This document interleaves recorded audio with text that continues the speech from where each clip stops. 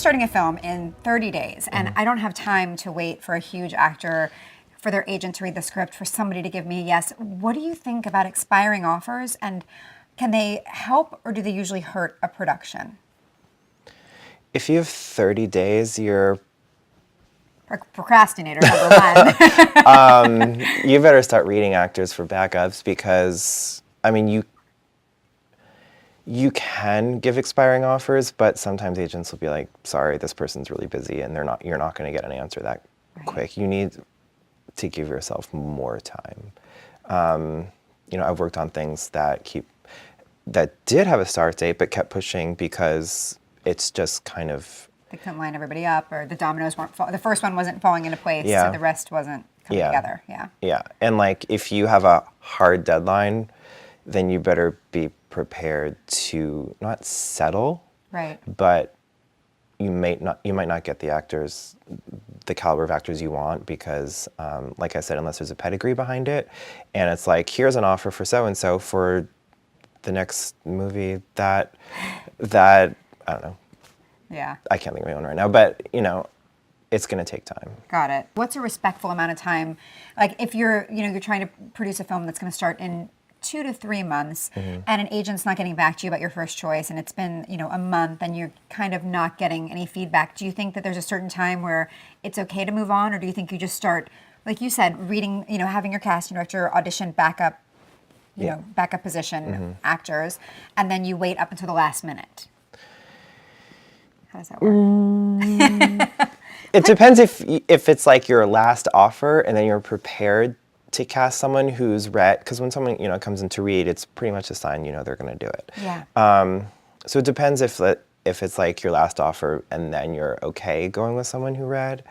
I'd say if once you make an offer to an agent for an actor, and there's money there, and you send them the script, and there's a start date and everything, and all the information's there, I think a respectable amount of time to let the actor read it is a week. Oh, I love it. You weren't going to say it, and then you did it. I was like, say a week. I mean, that's ambitious. But a month is... come on. A sign of a lack of interest, would you say?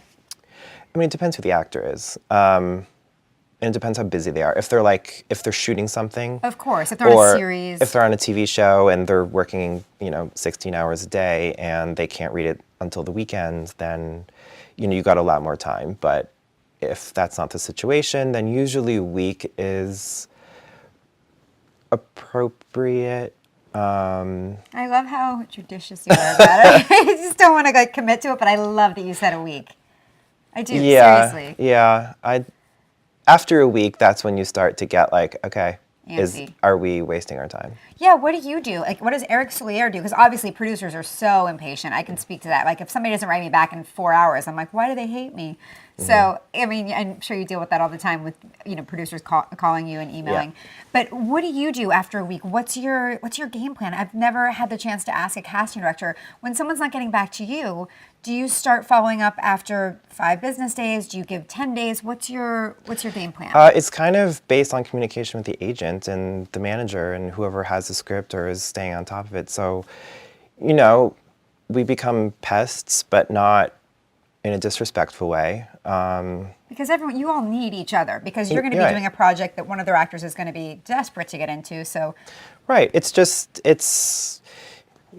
If agents are nice to us, we'll be nice to you. And if we're disrespected, then it's just following up and staying on top of it and saying, like, is there anything we can do? Can we set a meeting? Would you like a creative call?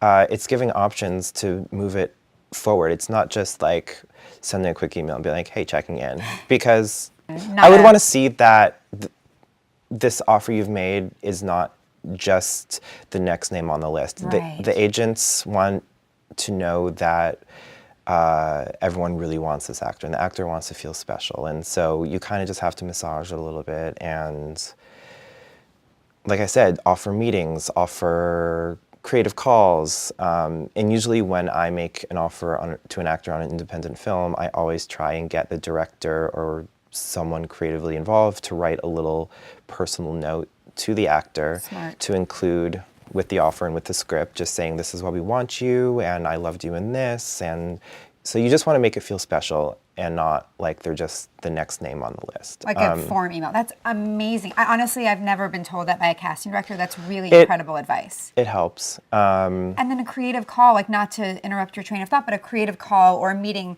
would that always be with the director, or would you offer as many tools as you have in your arsenal? Would you want to meet the producer and the director, or the director and the writer, or would you just say creative meeting and then let them ask for the person they wanted? It's usually the director, because they want to have a creative conversation about the film and the character, and the director is usually the person who has that vision. Yeah. So it's usually with the director, or, I guess every project is different, but it's usually with the director. But usually that step will come after they've read the script. And they're just kind of on the fence about one or two things. Like if they're on the fence, or they like it, but they have questions, right. Or there's certain things maybe they want to change. Not that you should like. No, but a lot of actors are rewriters, right? Yeah. And again, if like this is someone that you really want, you have to come to the table and make it worth their while, right? Yeah. So if they read the script and there's something they respond to, or first of all, if they read the script and it's just not their thing, they're going to pass, and then you move on. But if there's something that they kind of respond to, that's when you quickly try and set up a Skype or, in-person meeting's the best, but Skype or a phone call just for them to talk it out with the creative people involved. And so smart. So smart. Yeah, keep the momentum, keep the train moving. Yeah.